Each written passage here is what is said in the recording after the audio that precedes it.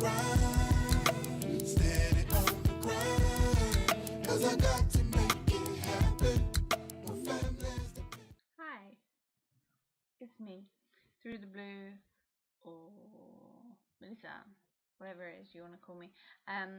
Yesterday, I ran the Paris Half Marathon. I've been training since October, September. September I probably started running, committed to it in October, and then I've been pushing through since then, and it has been hard work. I've loved it. I've taken to it like a duck to water, but it's been hard work. And there's definitely been times when I didn't know if I could carry on, but I am pretty headstrong, and I know when I want to do something, and I wanted to do this for myself for various hundreds of reasons. And actually, I could tell you my reasons today, and tomorrow I would think of for more reasons why. But I've been training for this, and not only do I want to complete this, but I want to do it in this time, and on splits and all of this lot. And it came the biggest challenge of my life, and it's really opened something up for me that I forgot I had. So I don't know if you know much about me.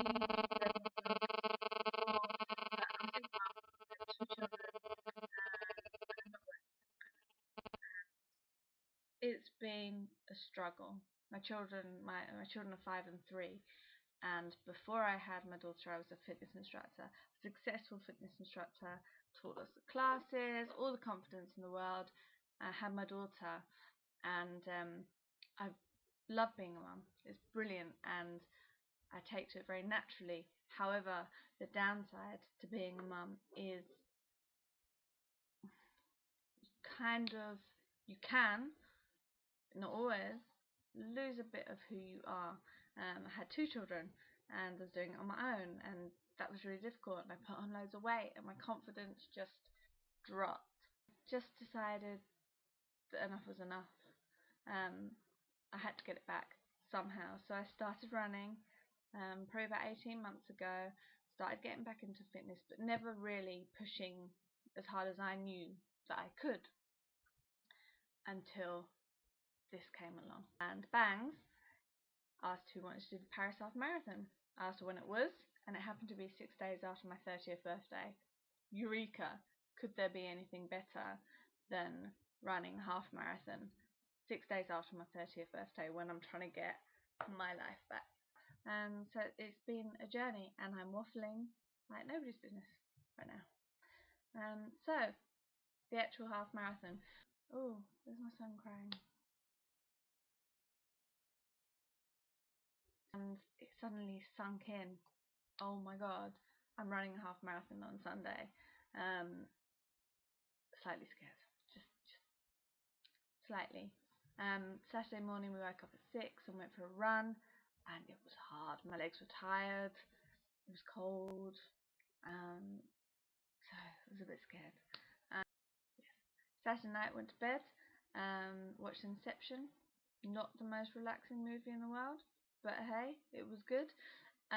Went to sleep, and I just kept waking up in the night, and my stomach was bubbling and stuff. By the time I woke up in the morning, I was feeling pretty good about it, and went down to the starting point, and it was chaos. Absolutely, I think that's my boy, my girl. You gonna say hello?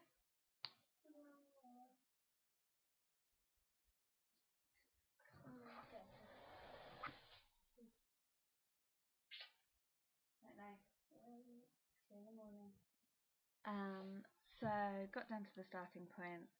25,000 people, I think, were there, and yeah, chaos. Of course, I've been drinking lots of water the day before, so all of us were desperate for a pee, and got there, and there were 20 toilets. There were 20 toilets for 25,000 people. It was not cute. It was about half an hour before we were supposed to be gathering, and instead of warming up, we were queuing for a wee. Not fun. And then we started walking towards the starting point, and that was just, I don't know, overwhelming. But after all this, the journey I've taken, from being super fit to being sedentary and overweight, and I've worked my arse off. I'm going to say it. I'm going to pat myself on the back. Worked my arse off, and it was finally there, and off I went. Banana skins on the road, not fantastic. So every 5, 10, 15 kilometers, they would give you water, and there was fruit. So oranges, apples, bananas. Bananas, water, road, not great. Not great. Like a couple of sips at each station because I was scared of needing a wee. We'll come to that one in a minute. So around the 18-kilometer mark, I realised I was ahead of the 2-hour pacer, so that was fantastic. And it just gave me such a boost to know that I was ahead of him. And then the bladder started complaining. Paris has nowhere to pee, unless you want to do a Paula Radcliffe. Didn't really want to do that. I don't think Paris is ready for my bum. No, Paris is not ready for my bum. So I was ahead of him, thinking, yes, I can get in under 2 hours, but my stomach started hurting because I needed to wee. You can't hold these things. So I started trying to look for somewhere opportune to release myself, and there was nowhere. There was nowhere, unless I wanted to do Paula Radcliffe. Carried on, and at just under the 20-kilometer mark, I realised I need to find somewhere. And luckily there were some bushes along the side. Not great bushes, not the bushiest of bushes, but bushes all the same.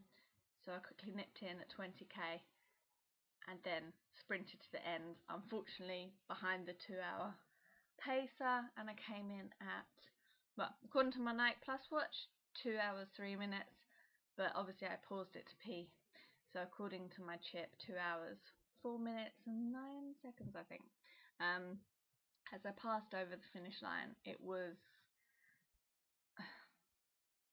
I don't know, I can't really explain the feeling unless you've been there. The only time I've ever felt the feeling that I felt when I crossed the line was when I held my children for the first time. That's how immense it was. Now, that's probably a mixture of adrenaline and achievement and pride, but literally my face must have crumpled. I'm so glad nobody was there that I knew, and nobody was taking a picture of me because my face would have literally melted. And I cried, and I thought my heart was literally going to come out my chest, and it just felt great.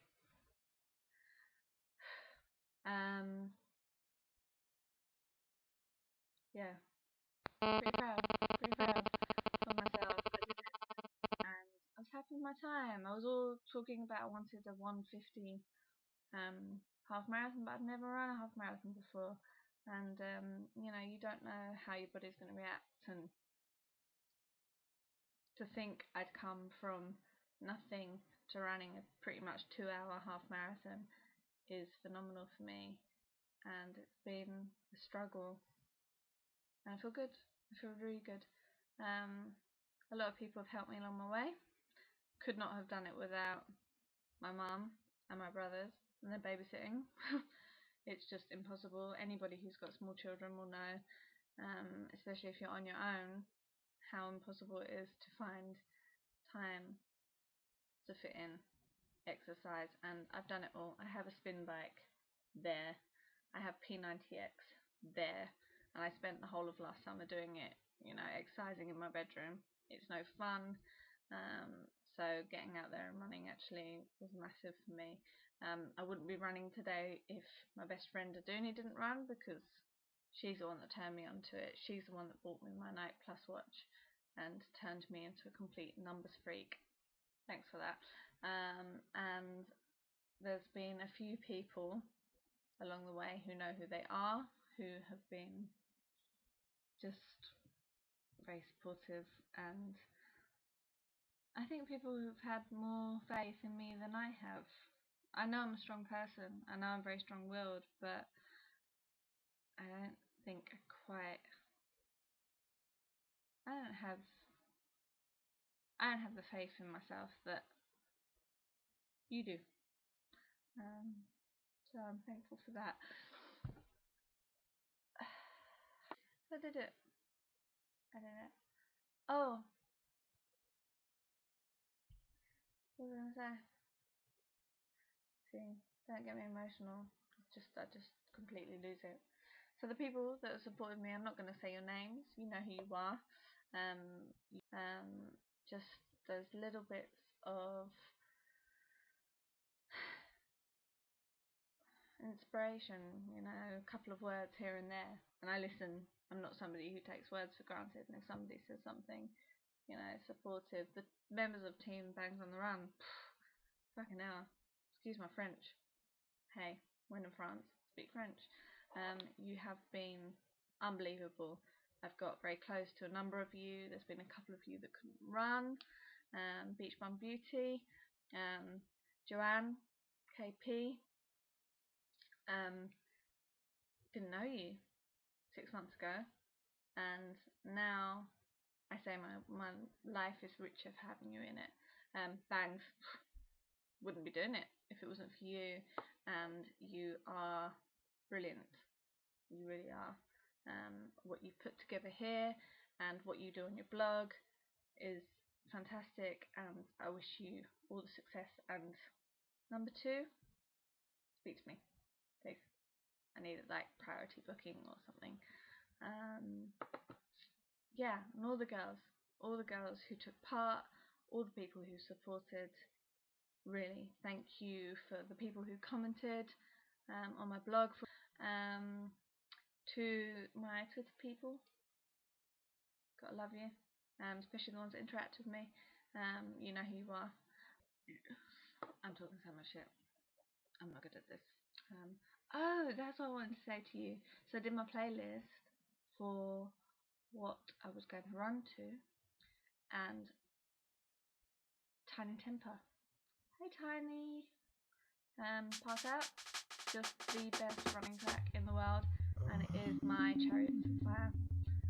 And it did play at the last kilometre, so I did cross the line. It's okay. Pass Out. I'm good. Let's go. And I almost passed out. Perfect. Oh, maybe some thoughts for the future. I am going to sign up for the Edinburgh Half Marathon on the 22nd of May.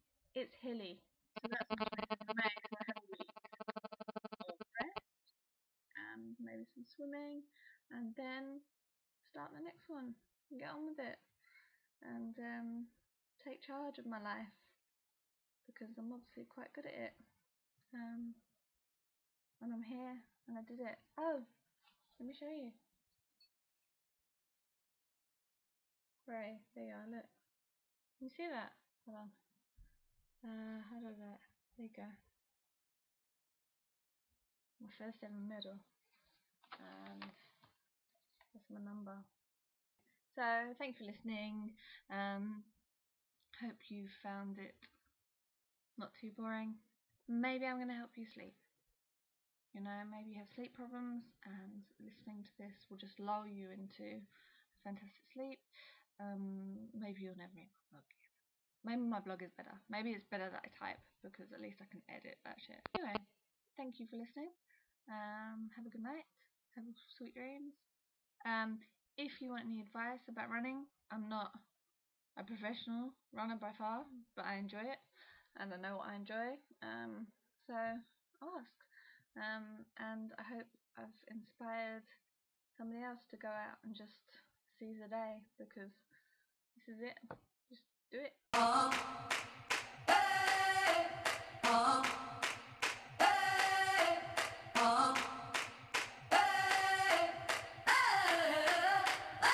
I'm living in that 21st century, doing something mean to it, do it better than